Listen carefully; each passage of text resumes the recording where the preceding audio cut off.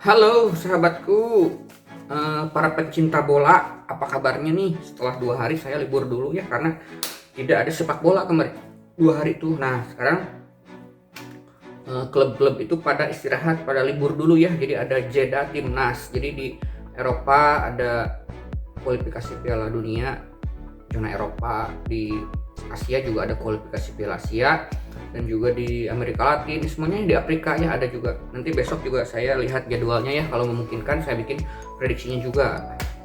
Nah khusus pada kesempatan kali ini saya mau mencoba memprediksi timnas kita ya. Ada pertandingan kualifikasi Piala Asia ternyata ya, ada Indonesia versus Cina Taipei. Jadi nanti besok tanggal 7 bulan 10 ya, jadi tanggal 7 Oktober. Terus nanti berikutnya seminggu lagi ada berikutnya, jadi home away ceritanya ya, tetapi mainnya ini di Thailand ya. Indonesia versus Cina Taipei ya. Kalau menurut dari sejarah, dari sejarah ini rekor pertemuan Indonesia versus Cina Taipei itu dari tahun 50-an, 40-an juga, sebelum itu juga bagus banget. Bagus sih sebetulnya ya. Rekor pertemuan Indonesia tuh, bahkan Indonesia pernah menang dengan skor 10-1 ya melawan Cina Taipei ini. Jadi tidak ada alasan buat kalah karena rekornya lagi bagus. Apalagi di tanggal 7 ini statusnya Indonesia sebagai tuan rumah, walaupun tidak bisa main di sini di Indonesia juga ya, karena di Thailand mainnya ya, walaupun Indonesia statusnya sebagai tuan rumah. Tetapi kalau lawan Cina Taipei sih saya rasa dengan rekor yang pertemuan yang mentereng itu harusnya sih bisa menang. Apalagi Indonesia sekarang kalau saya lihat di ininya nih, di head to head juga Indonesia versus Cina Taipei itu tahun 1954 juga pernah ini kalah ya pertama. Terus Indonesia Cina Taipei 1958 kalah juga. Nah kesininya semakin kesini baru dari tahun 66 menang 3-1, dari tahun 67 menang 2-1, di tahun 67 pernah juga kalah di kualifikasi Piala Asia. Nah kesininya tahun 71 menang 1-0, tahun 74 menang 2-0, tahun 81 menang 1-0. Baru di kandang tahun 81 di kandang Cina Taipei baru kalah ini. Terus di tahun 2000 menang 1-0 di Piala Kemerdekaan. Nah di uji coba tahun 2010 juga ada Indonesia lawan Cina Taipei, laga uji coba ini menang Indonesia 2-0. Jadi harusnya sih bagus ya. Apalagi kalau saya lihat para pemain timnas yang dipanggil itu, menurut saya ini pemain-pemain yang lagi berkualitas, lagi on di klubnya ya. Tetapi kalau di kiper ada beberapa yang ternyata di klubnya itu cadangan tapi dipanggil timnas ya. Makanya kemarin pas saya prediksi Liga Indonesia yang Persebaya itu saya kaget ya. Saya prediksinya tuh 3 hari sebelum pertandingan. Saya kira saya lihat di 1 hari setelah upload, saya lihat ternyata pemain Persebaya, pemain intinya 6 orang yang tidak bisa tampil ya, bahkan kaptennya main di timnas. Jadi saya setelah upload laga Persebaya versus PSIS, saya prediksi Persebaya ya, dengan asumsi saya kebayangnya pemain Persebaya tuh full tim. Makanya yang bagus tuh upload video prediksi itu harus sehari sebelumnya, jadi up to date, update tentang kondisi pemain yang akan main. Seperti Persib Bandung ternyata kan ditinggal 2 pemain intinya, backnya ya, dua-duanya ya. Iko Nepo juga ke timnas ya. Jadi kaget pas setelah upload baru tahu mereka nggak main kan, nggak banyak pemain inti yang nggak main kan, kaget yang bikin prediksi itu. Kalau tahu bakal ditinggalkan setengah dari 6 pemain, bayangin Persebaya setengah dari satu tim pemain intinya kan, mungkin nggak akan prediksi seperti kebayang bakal main full tim ya, seperti itu ya. Di sini yang main ada Nadeo juga tuh, Muhammad Riyandi, Hernando Aris Sutaria dari Persebaya kipernya.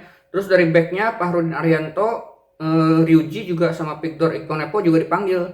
Ahmad Irianto juga dipanggil, ini kaptennya Persebaya nih. Rizky Ridho dari Persebaya Surabaya juga banyak tuh kan yang banyak dipanggil dari Persebaya Surabaya ini. Asnawi Mangku Alam, oh Asnawi tuh main di Liga Korea ya. Ini ada 3 orang berarti yang dipanggil dari Liga Korea nih, dari Liga luar ini, termasuk Egy Maulana Fikri dan juga Witan Sulaiman yang di Lecia Gedang ya. Egy Maulana Fikri juga dipanggil, ini sayapnya kenceng-kenceng sebetulnya mah. Ada ya Besroni, ada Irfan Jaya, tengahnya ada Adam Alis, Evan Dimas, Ricky Kambuaya. Oh menurut saya ini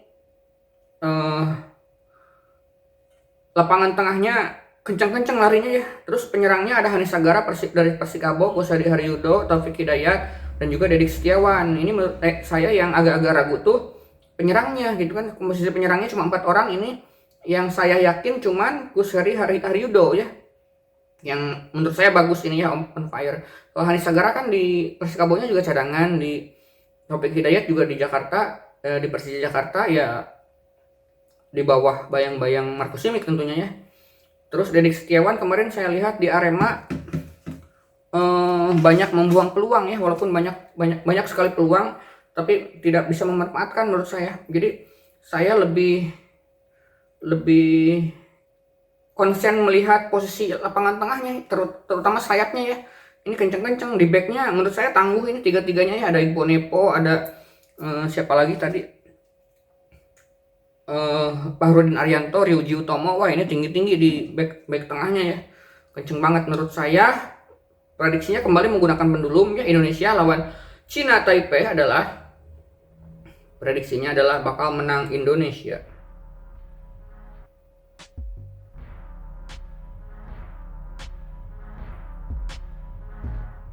Maju mundur ya, menang Indonesia. Indonesia lawan Cina Taipei bakal draw. Tidak akan, saudaraku ya. Indonesia lawan Cina Taipei, menang Cina Taipei.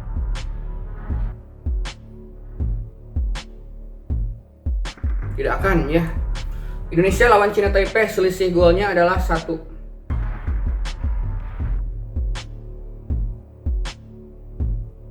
Tidak akan. Selisihnya adalah 2.